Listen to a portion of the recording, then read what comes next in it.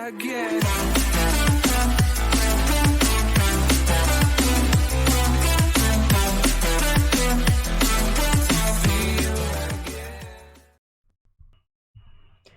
Welcome back to the Reverbium podcast. My name is Jimmy. And I'm Sean. There we go. Might be a little shorter today, we don't know. But our main topic will be about the Brits, the Brit Awards that just happened. Oh my god, was it 2 days ago? When did it happen? Yes, I think. Something like that.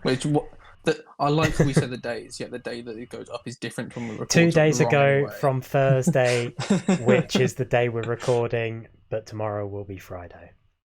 But yeah, so we'll get right into it. No need to dawdle.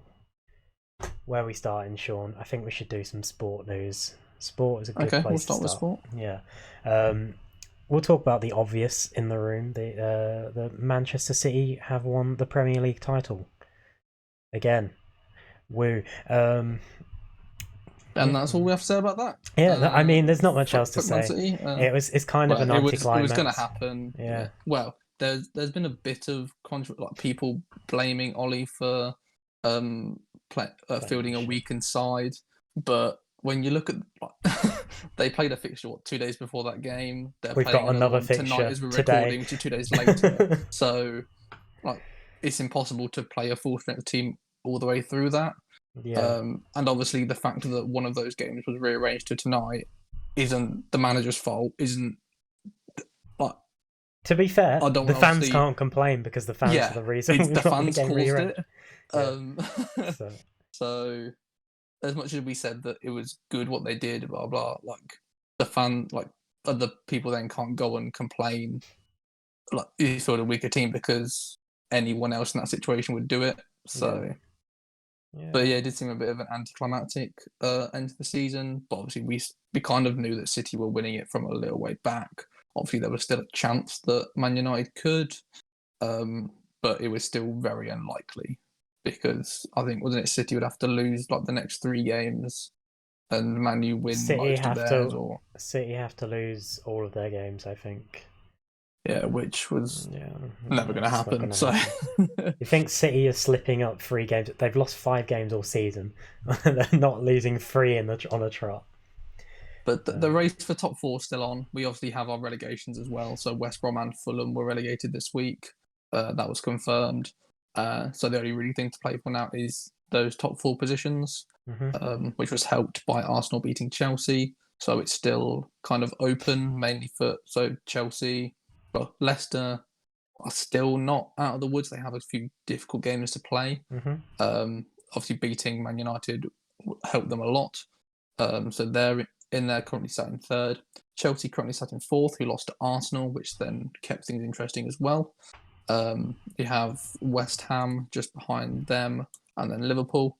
I know for a fact that Liverpool, if they win both their games in hand over Chelsea, that they will go 1 point behind them. You go 60, which obviously makes that interesting. West Ham have a game in hand over Chelsea and are currently 6 points behind, so they'll only go to. My math is right. Yeah, so they'll only go to 3 behind. So less likely than Liverpool. But obviously, Liverpool do have to play Man United, which obviously isn't going to be an easy game. So it's going to be interesting in the final 2, 3, 4 in the Liverpool games that have to play, and who's going to take those last Champions League spots.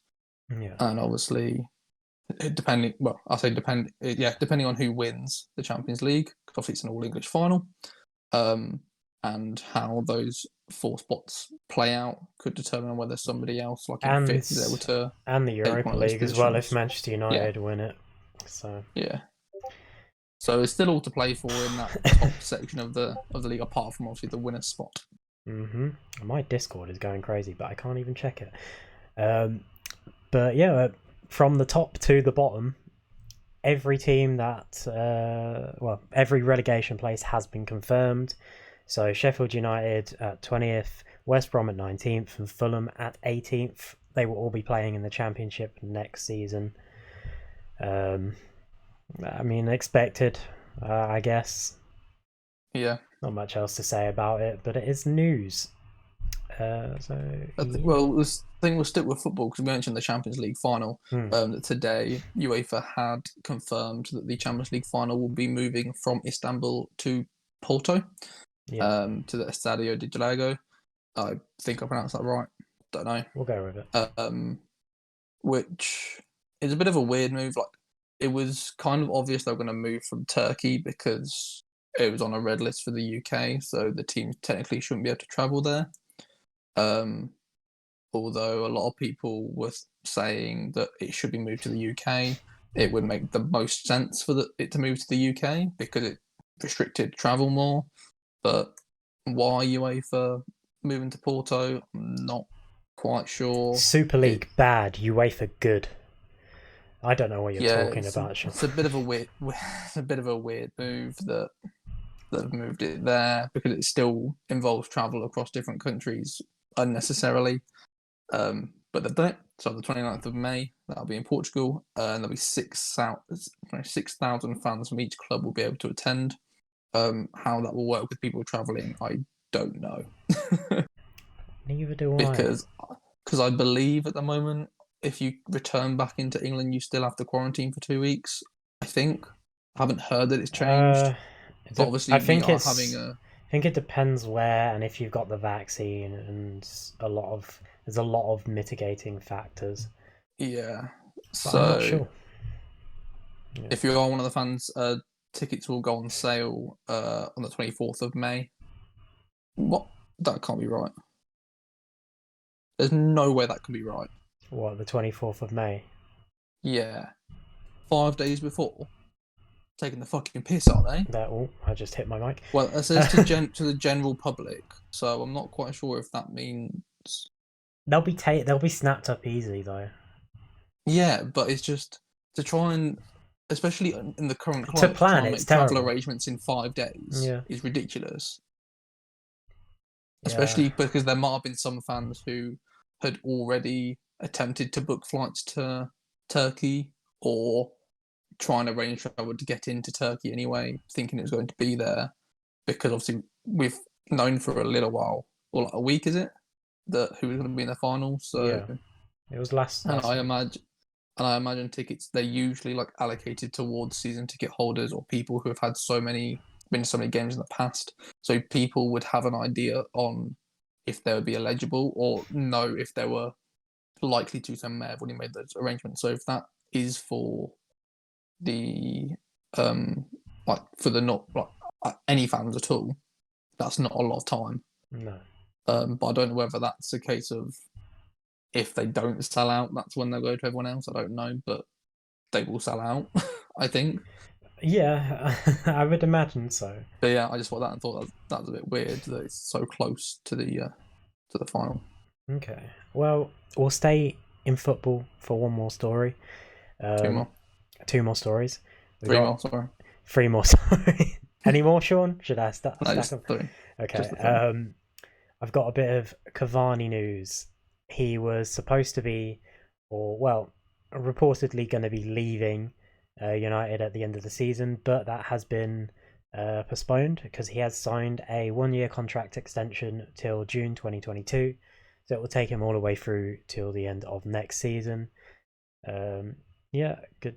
I mean, he's been one of the better players of the season for United. And it works out for both parties, I think. Obviously, Cavani gets to keep playing, and Man U get to keep a brilliant striker.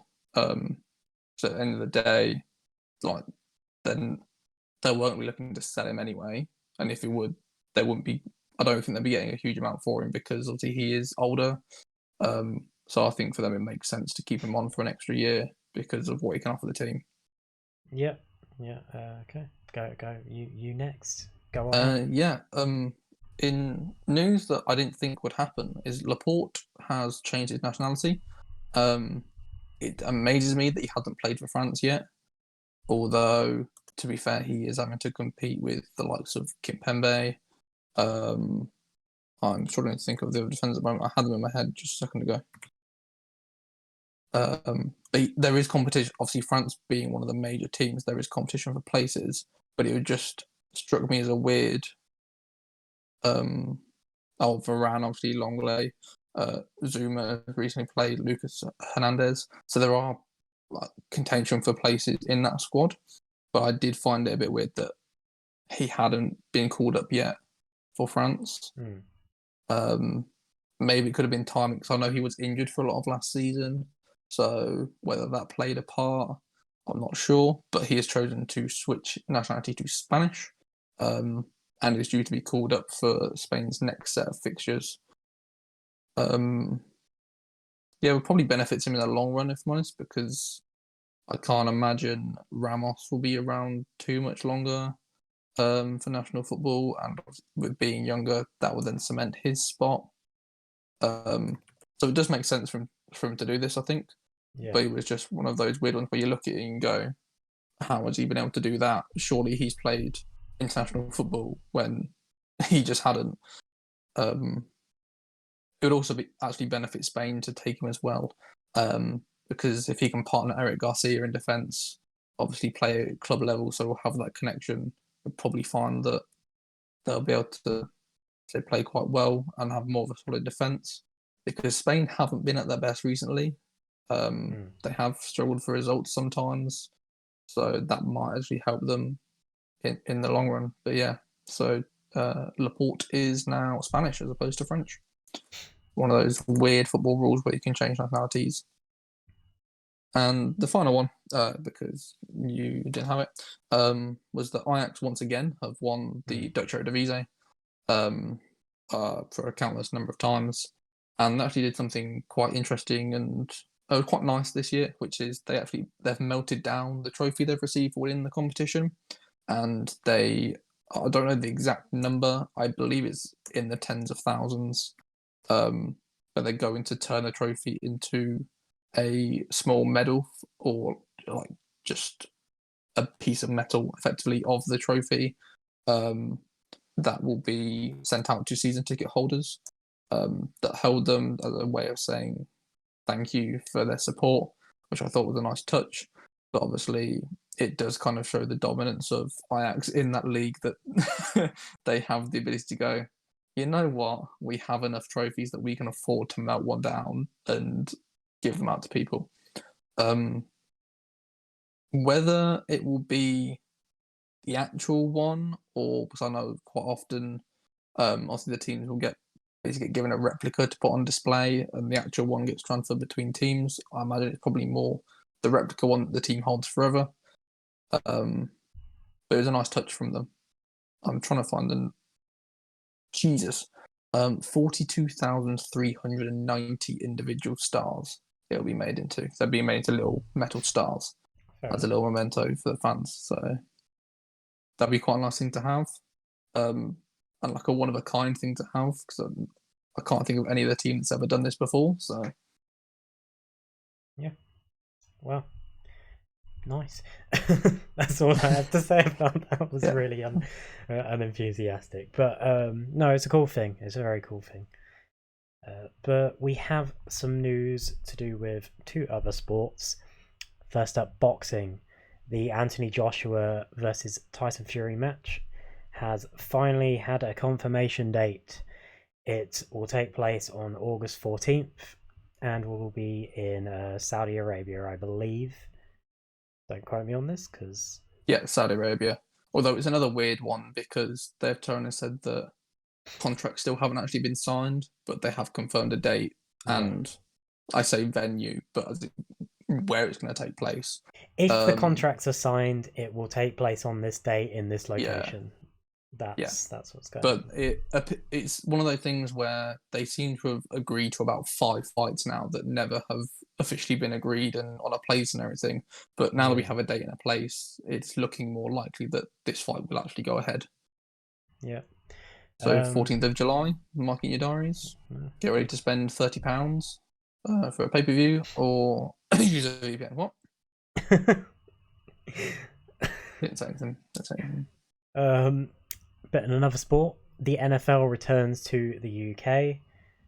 We'll be seeing 2 games that will be held at Tottenham Hotspur's new stadium, or well, I don't know if you can call it the new stadium anymore. It's been a couple Well, it's just called the Tottenham Hotspur It's Stadium, called the isn't it? Tottenham So Hotspur Stadium, yeah.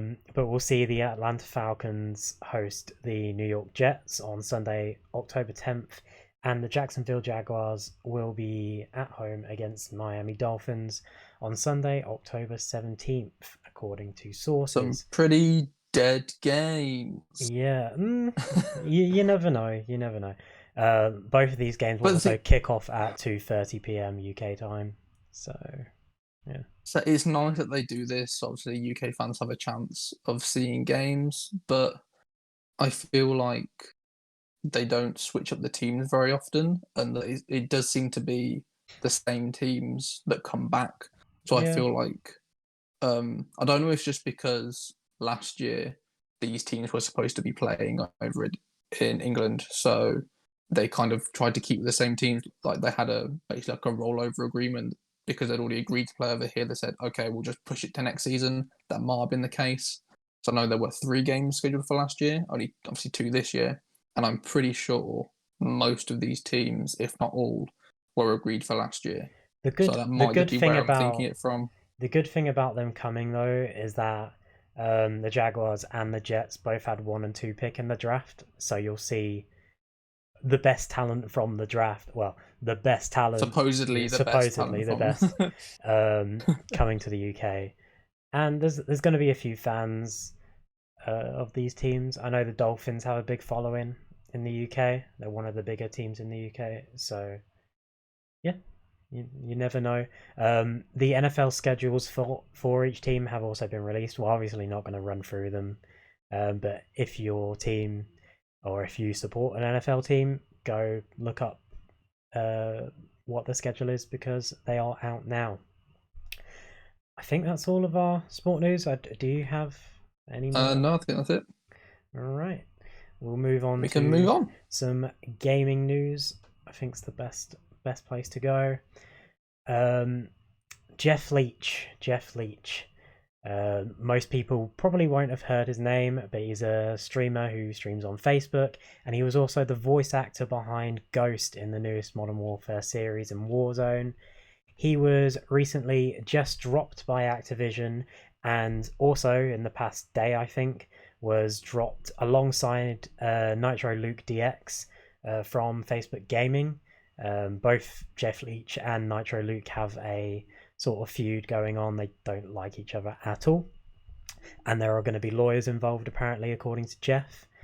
But I think the reasoning behind this was Nitro Luke posted clips of a chat show that Jeff went on in 2017, I believe, during or around PAX East, possibly, or it happened after PAX East. There was something that happened. But Jeff made some rather sexist comments about a female streamer who I think her name's Zombie Unicorn, who was Yeah. involved in some more drama.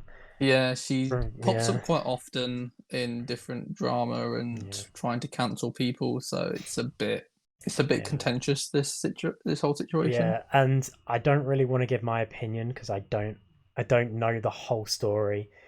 But Jeff, while I don't condone his comments, I feel like they've been taken a bit out of context, and he Well, was it wasn't also just this, was it? That's why I think. So I don't think there was much I think I else. know. Yeah, I think I know a bit more than you might do. So there was this obviously clip from this chat show.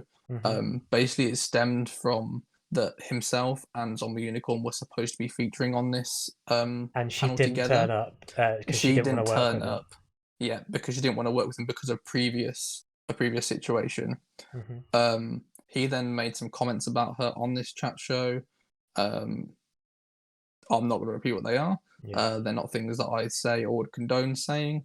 But they was also followed up by this other clip from one of his streams where someone had come into his stream to troll him, and then again made some comments about basically the looks of this person and Yeah. the fact they um, wouldn't be attractive to other people, but in a more derogatory way. Um, To be fair, it's I want to sort of I don't want to defend him, but I want to defend him on the stream thing. Apparently, this person came in with the intent to try and to troll. troll and harm him, like, you So know, I just think try the to. way to I And think the while way to he go didn't about deal with it. it well, it, you can't exactly say that he wasn't in his right to argue back, just not in that way, maybe. Yeah. Yeah. So that's what I'd say is that in the situation of a troll coming in purposely trying to attack him, I fully defend him going after this troll and in a way defending himself, sort of thing. But I don't agree with what he said physically, like the terms he Yeah. used and the words he said. I agree that he has the right to take that action against someone who's purposely come into his stream to troll him, but go about it a different way. Yeah, and it's I, not entirely just. I'll let you go. I'll let you go. Go on. but I think it's also it's one of these things where it's something from 4 years ago Yeah, where he's now basically losing his job over something that was 4 years ago. could have Which easily again, changed. whilst I don't agree with what he said, Mm. um, I think there is something to be said about giving a chance for people to prove that they have learned. Maybe Reminds me of the if he James was to Gunn come, situation, where he yeah, if he was was to the come old out and Twitch. say, Mm. if this happened again today, I'd do the exact same thing. Fair enough, because then in the current time when you know that that's not acceptable, he's then doubled down, and you go, okay, off you go. If he Yeah, was to come out and go, look, I made a mistake, I made these comments, I didn't see them as wrong at the time, sort of thing, but I've learned from it, I wouldn't do it again, I haven't done it again, then maybe give them a bit more leeway. I'm yeah, not a massive fan of these people who go back years in time, or this cancel culture thing of trying to find things on people to bring up.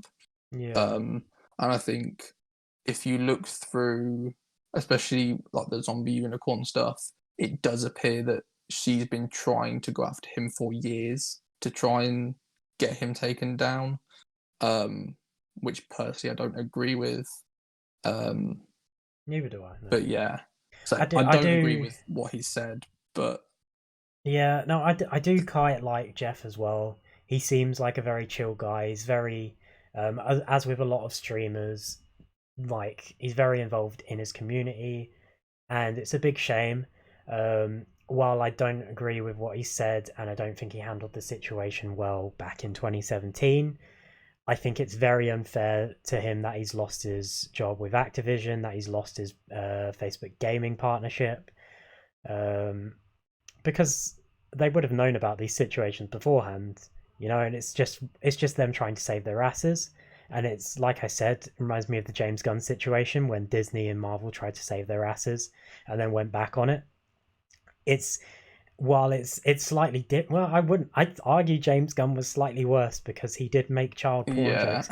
Um, yeah. but yeah, I'm not gonna say I stand with him, but I think it's a bit unfair, and he deserves to at least have his voice heard and basically said, you know, if he's changed for the better, that's a good thing. If he's not the But exact I same, think so, and I think it's all right going after someone and making people aware of what he's done, and then people have the choice to go, okay, I no longer want to support him, no longer want to watch his content. But I think it crosses a bit of a line where you yeah, start going after some not only like one job, but every job they've ever been associated with, any sponsor they ever have. Yes, make people aware of it, but let the companies make their own decision on it. Don't hound the companies to go, you need to get rid of them, you need to get rid of them, or we won't do this. You need to get rid of them, or this will happen, blah, blah. Which I don't yeah, know how much of that happened in this situation, but obviously that does happen quite a lot in these, that people will go and attack the companies they work for and go, you need to do something about this, or we won't support you anymore. I think make people aware of what's happened and let people make their decision on if they want to continue to support that person or not. Because at the end of the day, anybody with a good moral compass will look at it and go, I don't want to support someone who makes sexist comments, who in another situation maybe makes racist comments or these inappropriate jokes. But it's when if you're continuously hounding and going after someone, especially for years, over something in the past, that I think it then crossed the line is a bit too far. Well, from what I've read, something that furthered these comments by him on the chat show was because a lot of her fans were coming on to basically try and troll him there, and he wasn't happy about it. And while that's no excuse to make sexist comments, at the same time, like we've just said, context matters, and the abuse he was suffering, I know it wasn't from her, but it's the same thing people say. I always see on Twitter people trying to say these celebrities or big streamers or YouTubers that you need to control your fans. You need to apologize for them and tell them not. No, you don't control other people. That's not how it works. Yeah. Right. And Jeff even came out and said that he doesn't want any of his fans to like blow up about this and send hate to anyone. I'd also like to point out that a lot of this stemmed from Nitro Luke DX trying to get him banned and ending up getting himself banned. Because, funnily enough, Nitro Luke has made a few sexist comments in the past as well. Who would have thought this? Well, they're not banned, they got dropped from their partnerships. They can still stream. But yeah, as someone who has, I'm not going to say followed both. I've seen a bit of Nitro Luke, and he's not my type of person. He's very typical alpha male. And I liked Jeff. I watch a lot of Stone Mountain, and he's done a few things with Stone in the past, and he's always seemed like a very chill guy. And while those comments obviously aren't great, I still think he might have changed a little bit, and it's a bit of an unfair criticism on him in current day 2021. But that's not for me to decide, I guess. But yeah, both Nitro Luke DX and Jeff Leach have both been dropped, and Jeff Leach will no longer be the voice of Ghost going forward, apparently, unless this all gets worked out, depending on how things go. But yeah, that is pretty much it for that bit of gaming news. Do I have anything else? Looking down the list, I do have a few things. Do you have anything that I don't have? I did, if I remember correctly, which was that today Sony have officially announced 2 new PlayStation 5 DualSense controllers. One I completely understand. One I'm a bit not quite sure where this has come from. Basically, what fans have been asking for basically since the PS5 was released is, will we be getting a all black controller? Obviously, if anyone doesn't know, I don't know why you wouldn't. The regular controller looks like this. It's mainly white with a bit of black on it, as we are lucky enough to own PlayStations. It also has stick drift right here. So, but yeah, that's what the regular you might as well one just looks buy like. a new one instead of sending it to them, because they make you pay to send it to them. So that's fun. Lovely. But yeah, you will be able to get your hands on a all black controller, and they've also announced a red controller as well. It still has the black trim at like the bottom around the Joy-Cons, the joystick, sorry. But where the white on the usual controller is, that is a crimson red, I believe they've described it as. Yeah. Yeah. Oh, sorry, cosmic red. It's cosmic red version. So find a bit weird. I like that obviously they were going to do it anyway, bring out new colours. They do with all consoles, just to try and get more money from controllers. But I would have thought they maybe could have waited until they were going to release like a new batch of consoles, and maybe do it as a set of like, oh, this is the black console or a red console, and like be limited edition sort of thing. Yeah. But you could still buy the controllers separately. But if you are interested in one of these, they will be on sale in June 2021. Don't have an exact release date, and I believe it's going to vary depending on your location on when they get the consoles. It was the same with the actual consoles being released, I believe, on the initial release date. Some countries got it a week later, so it might be. I imagine it would follow the same pattern. But yeah, so if you're lucky enough to have got a PS5 or able to in that time, because I believe they're still in short supply and people are struggling to get them. They will be until 2022 apparently. Yeah, So you don't can expect get to get yourself one one. easily. But you'll probably be able to get a controller. You might not have a console to play on, Just buy but a you'll controller. probably be able to easily get a controller for it. So you can sit there and pretend to play it. Yeah. I might consider picking one up because, oh god, the stick drift is not great.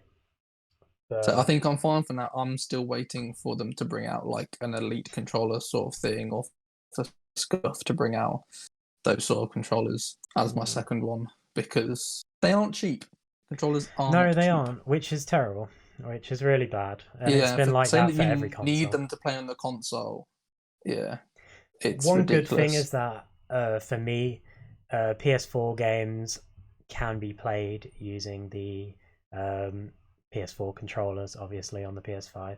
So that's a good thing. I don't think And PS5 games can, but yeah, they can't. But at the moment, there's still not a huge amount of PS5 games out at the moment, or like PS5 exclusive ones. So it's not too much of an issue at the moment. I think probably heading into next Christmas, if they said they're going to have the shortages until 2022 for PS5s, that's when you might start having issues, because a lot of the games will be coming out holiday period, which is when you'll have a lot more PS5 games that won't be compatible with the PS4 controller.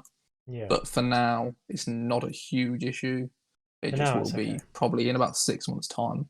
Yeah. I think if we stay on PlayStation for something else, is that Sony are bringing back Days of Play this summer, yes, you'd love to see it.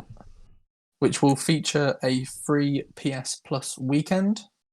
For those who haven't got PS Plus. Yeah, so if you haven't got PS Plus, you'll have a weekend of being able to basically play online for free and get the benefits of that for a weekend. Obviously, to try and entice you to buy PS Plus, because they want you to go, oh, look at the games you can play, and then they'll cut you off after the weekend and go, you can't play these anymore. But if you give us £50 a year, I think it's about that much. I can't remember. It's not bad. It might be less. Yeah, it's not bad. Then you can play these. Obviously, going forward, it will be worth it even more so as well, as more games get released onto it. But they also have announced that there'll be a big sale during this time as well. Again, haven't got a release date for that. Not that I can see. But yeah, so there'll be that free weekend and a big sale on games. And I believe, if I'm reading correctly, that the Days of Play there'll also be a Days of Play celebration sale later this month. Apologies, there is not an exact date, but later this month. And it'll feature both PS4 and PS5 games, which will be interesting, because obviously, as I said, there aren't a huge amount of PS5 games out. So, what ones they'll be for? It'll I imagine probably I hope Spider-Man, like the release ones. I've yet to buy it, so if it's on sale, we will let you know when they do come out, so you can pick them up. But later this month. Yeah. I'll go over a few pieces of news here. Then, Mass Effect Legendary Edition, the trilogy spanning all of the original Mass Effect games in a remastered and retextured glory, is out. I mean, now by the time this podcast comes out. So get your hands on it if you didn't know it was around. If you've never played it, this is a perfect time to start playing them. Probably my favorite game series out there. So yeah, Assassin's Creed Valhalla's first major DLC expansion is out, The Wrath of the Druids. It's out now, so that's also something if you've got Assassin's Creed Valhalla to pick up.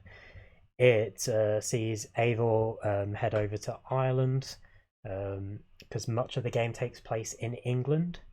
So it's a new locale, new missions, new areas, and basically a lot of what you did in the original game in Ireland. So if you had fun with that, there you go. And we'll just talk about Resident Evil Village. It's been about a week. People are still obsessing over Lady Dimitrescu. And I have personally completed the game. Mini review, so we don't stay here all day. Awesome game. If you're a fan of Resident Evil 7, which is free with PlayStation Plus, it's in the PlayStation Plus collection. Pick it up if you've never played it. It's an amazing game. A lot of people criticized Village for being very short, and those people have never played a Resident Evil game because it's one of the longer Resident Evil games. So yeah, it's a very fun game. Has some genuine moments of horror that make you go, okay, I don't want to play this anymore. Especially one moment, which is something that we didn't well, we expected it to be horror based, but they said it wasn't going to be as scary as Resident Evil 7. They lied. What a surprise. It feels very different to 7. It sort of encompasses a lot of the original Resident Evil, Resident Evil 2, especially the remake, and Resident Evil 4 for certain reasons. So anyone who, I mean, I personally play Resident Evil 7 first before picking up Resident Evil Village, just because it relies a lot on 7's story, and there are aspects of the other games as well, but 7 is the one you should probably play more. But I'd say it's definitely worth the investment if you're a fan of those type of games, or if you just want to try something new. So yeah, that's my review. I won't say much more. If you want me to give a rating, I'll give it a. I don't know. I enjoyed it a lot. I'll give it a 9. I'll give it a 9 out of 10. It was a very good game. I had no real faults with it. So yeah, 9 out of 10. Do you think it could be an early contention for your game of the year? Obviously, we don't know. The rest is going to come out in the year. But could it be potentially? I'd say I'd put no. It's in contention, of course it is, but it depends what qualifies. If Mass Effect Legendary Edition qualifies, then that's 3 games in one, and that's definitely going to be up there because they're my favorite games of all time anyway. But then again, Persona 5 Royal didn't qualify, and the extra parts in Royal are worth its own game itself, and it should have qualified. So I don't think Mass Effect will. So yeah, I definitely say it's definitely 100% in contention. Whether it wins it or not just depends on what other games we get this year. I'm not quite sure. So we've still got a lot of time in the year for the games to come out. Yeah, I'm not quite sure what's ahead. So yeah, I like in my head right now, I can't think of any other big titles that I'm personally waiting for. But yeah, Resident Evil Village definitely worth a pick up if you're into the survival horror aspects of any games, or if you just want to try something new. I wouldn't say the game is all that difficult on normal difficulty, I should say, because that's the difficulty I played it on. There's obviously an easier difficulty for people that aren't used to that type, and there is also much harder difficulties for anyone who's down.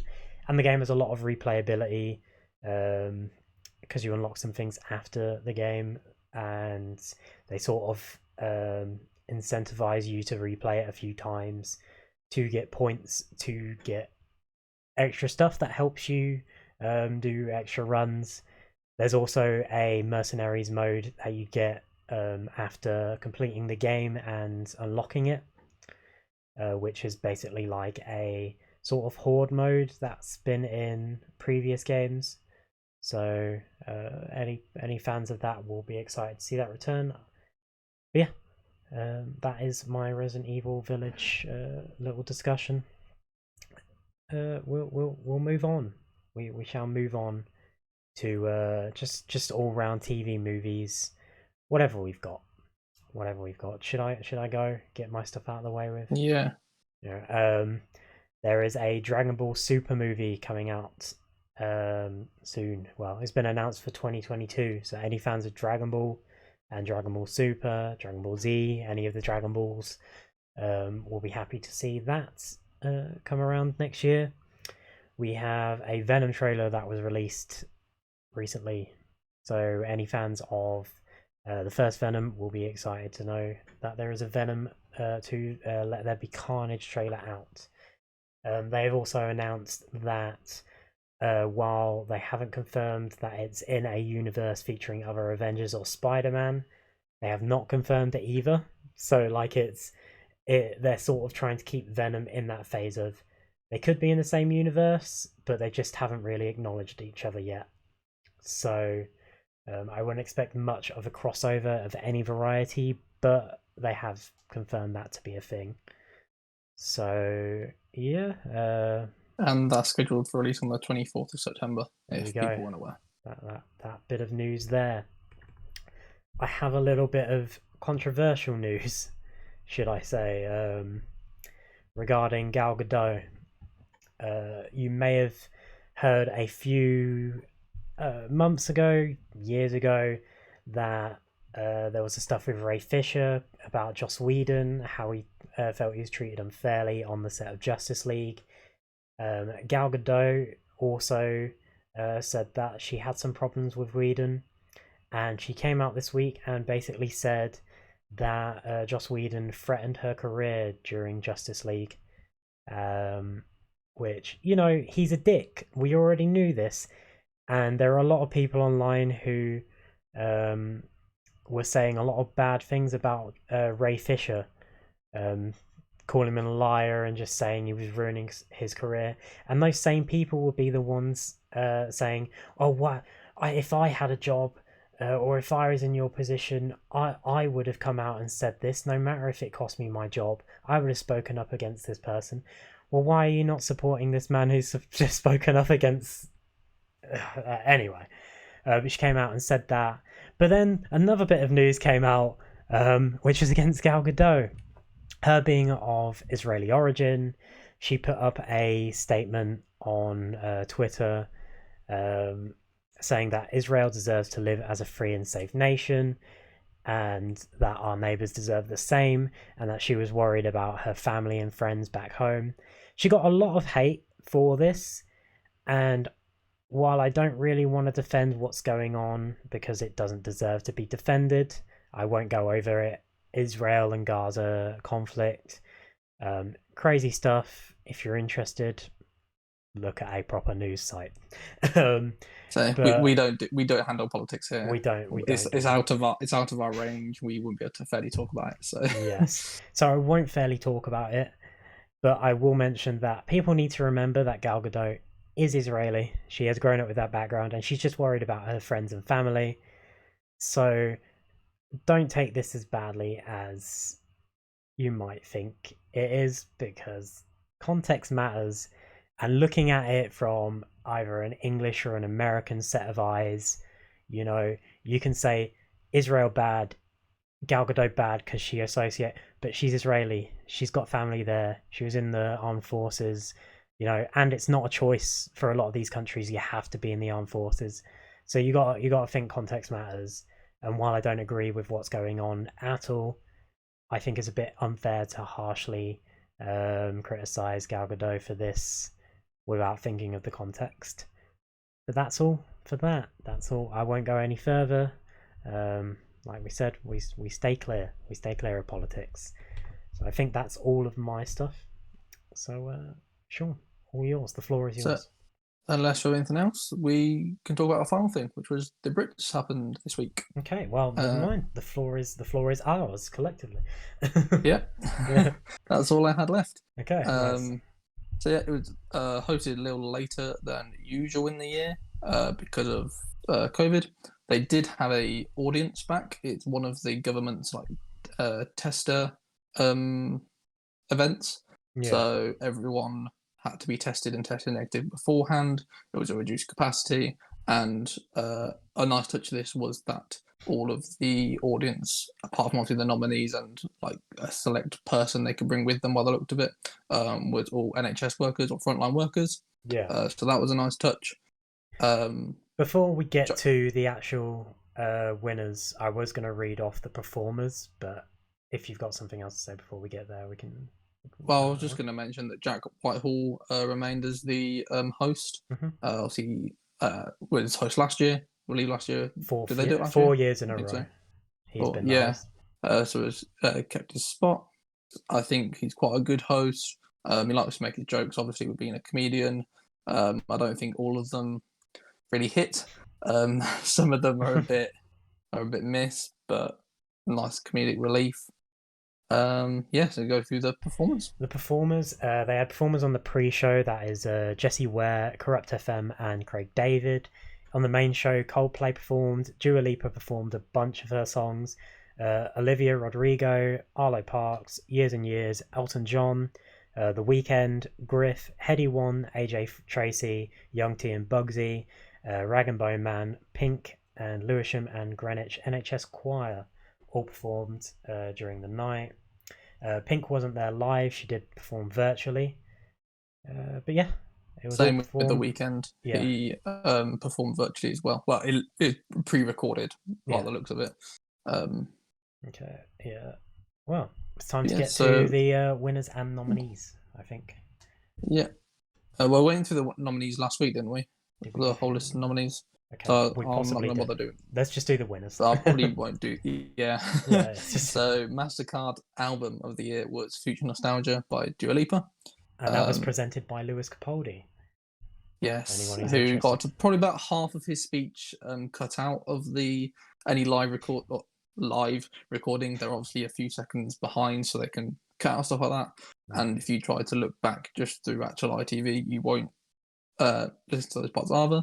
But that video can be found on the internet. Quite funny. He's just in a world of his own, that man. But yeah, so Dua Lipa won that for me. I didn't really have much of a. We can talk about the nominees a bit, but I didn't really have much of an opinion on. With a lot of these, I don't really have much of an opinion.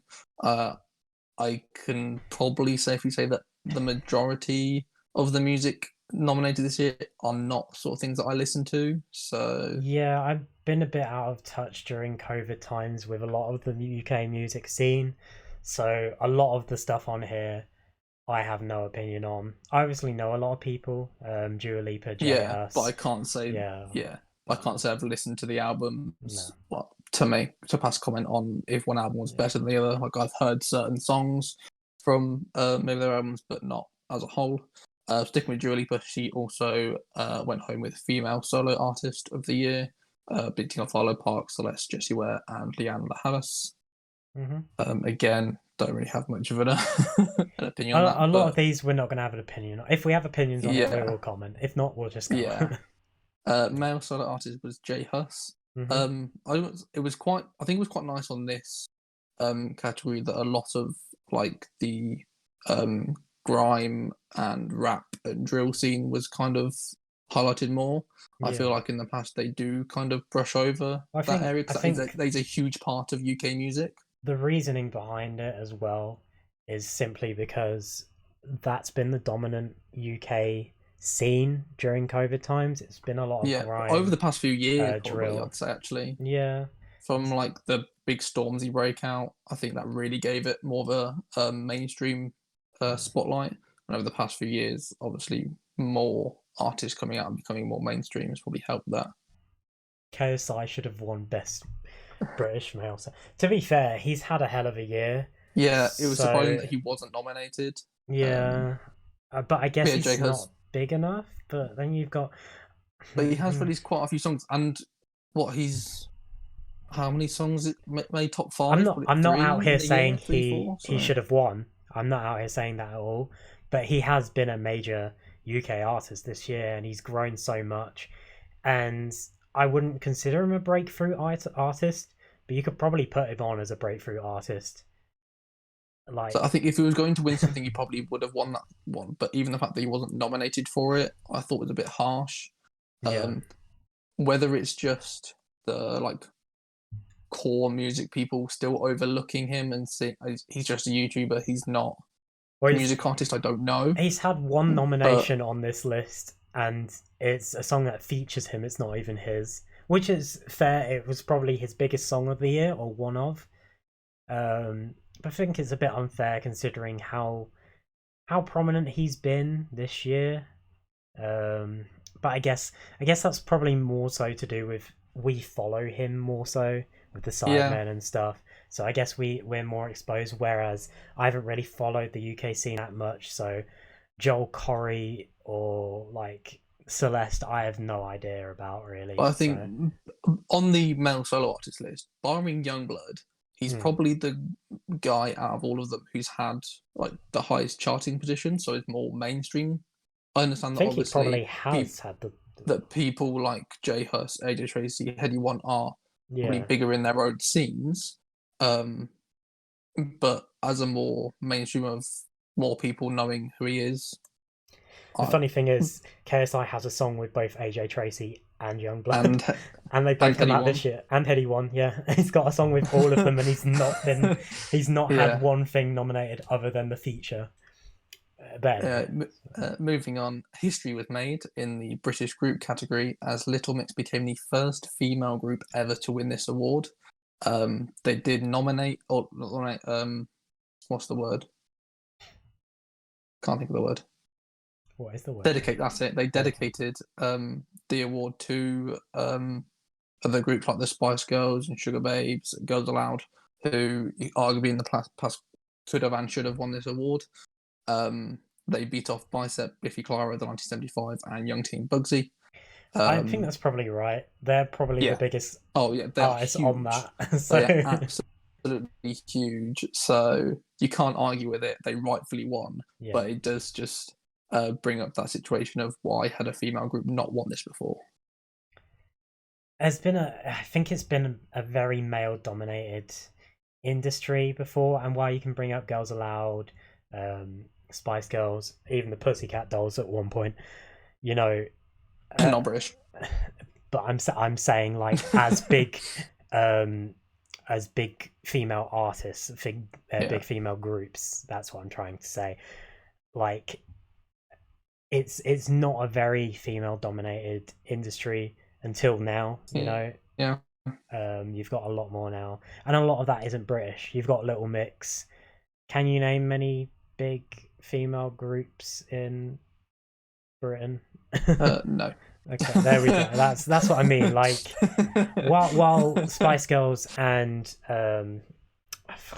Girls Aloud were top tier at the time, what was around, you've got you probably had 20 male bands who were also top tier. Yeah, fair enough. We should move on to British single, shouldn't we? British single. Well, I was going to move on to Breakthrough Artist because Breakthrough Artist, then. Missed that. Sorry. Which was Arlo Parks beating off Bicep, Celeste, Joel Corey, and Young Team Bugsy. As per usual, as you probably noticed through some of these, is that the same people do get nominated quite often for the same awards. Mm-hmm. Understandable, as if they've had a good year, they're more likely to be nominated for ones, but you'll hear the same names quite a lot. British single was Watermelon Sugar by Harry Styles. Beating off beating off Don't Need Love by 220 Kid and Gracie.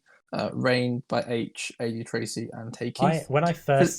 Before we move on, when I first heard Rain on the radio, I was like, what is this shit? Because the chorus came on, but then it's got a really good beat. AJ Tracy's pretty good on it. It's not a bad song. I'm glad it didn't win because it's probably not the best song. Physical by Dua Lipa, which was probably up there one ones that I expected to win because of how big she is. But obviously her and Harry Styles both themselves big titans in the music world, I'd say at the moment, so could have gone either way with that. Also nominated was Ain't It Different, Heady One featuring AJ Tracy and Stormzy. Head and Heart, Joel Corey featuring Emanike. Lighter, Nathan Dorr featuring KSI. Secrets by Regard and Ray, I believe it's Ray.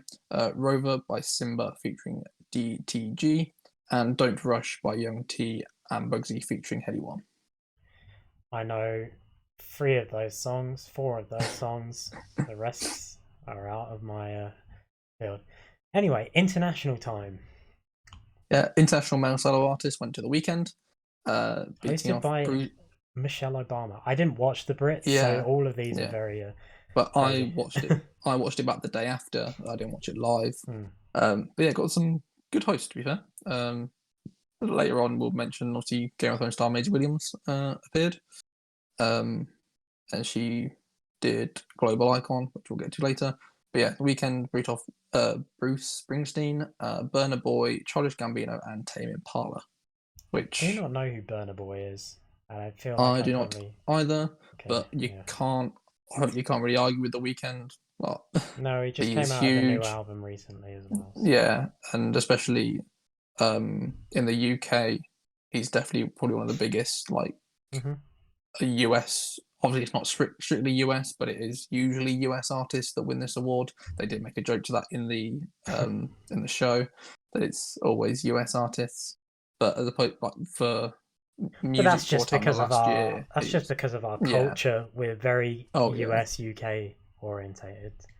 But So yeah, yeah. there wasn't really much of a question around that. International female solo artist went to Billie Eilish, Again, beating yeah. off some big names in this category. To be fair, of Ariana Grande, Cardi B, Miley Cyrus, and Taylor Swift, all huge names that she's come up against. The But to only be fair one to I would her, have put over her, possibly, is Taylor Swift.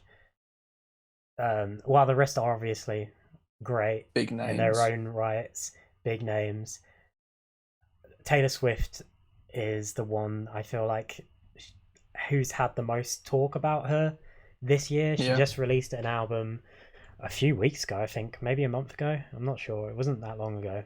Um, Billie Eilish obviously has made headlines recently. She just did a photo shoot and was on the cover of, oh my god, what magazine was it? it was Whoa, Vogue, wasn't it? it was UK Vogue. Vogue. It was Vogue. Yes. Um, Yeah, obviously she brought her album out this year as well, which was huge. So, oh, sorry, and the last year album. because the awards are for last year. Um, So yeah, but I say she can't get some big competition there to win. Mm-hmm. Fair play to her. Um, international group went to Haim, who somehow beat off BTS, which I was convinced would win this. The internet is at an end. The world is melting down. K-pop fans are not happy. Yeah. To be fair, BTS did come out and go like, tell their fans to be like, "Stop! We're not angry about it. You shouldn't be." Yeah. Blah blah. But BTS are huge. I did expect them. I expect them to win because of how big they are. But Haim also beat off Fontaine DC, Foo Fighters, and Run the Jewels for the International Group Award. Have Foo Fighters done anything the past year? I'm assuming so. That's why Well, they're yeah, nominated. I'd assume they're on there, but I genuinely haven't heard much. So I assume they must have brought But for something me, out. they're one of those bands that I will always listen to their older songs, but I don't really keep up with the newer stuff. Mm. Just because some of their older songs are more like classic ones that I remember those and don't really keep up, if I'm honest. The penultimate award, well, not of the night, but what we're reading out was Brit's Rising Star, which went to Griff, with the other nominees being, oh, I'm going to butcher this, Paseliu and Rina Sawayama. I hope that's right. If it's not, I'm going to kill myself. I think it's Um, Parsaloo, maybe. But before we move on as well, Foo Fighters did release an album in February of this year. so I expected they would have. Yeah, So, just didn't say. and the final one, which was Brit's Global Icon, which went to Taylor Swift herself, as mentioned earlier. No other nominees for this award. It's not a nominated one. It's just somebody gets chosen. It's not from a list of people. With, as I said, the award being presented by Maisie Williams. Yeah, you can't really argue with that. She's absolutely huge. I believe she also broke the record for like getting 3 number 1 singles in the space of a year in the UK. Sorry, albums. Number 1 albums in the UK. I think. Hope that's right. But yeah, I'm pretty sure that's the record she broke, so I'm not going to argue with it. She's absolutely huge. Puts in so much work, brings out so much music that does really well that you can't really argue with it. Yeah. Well, that has been the Brit Awards. I don't think we have much else to say on it. It's quite I wouldn't say a rush podcast, but we didn't really know what we were going to talk about until we got sitting down. So yeah, we've gone through all of our news. Next week will be a bit different. I will be in a different location. Hopefully, we'll be recording at the same time. It won't really make a difference. Everything should be fine as long as my internet is great. But yeah, normal stuff. Follow us, subscribe, all that jazz, and we'll see you next week. Goodbye.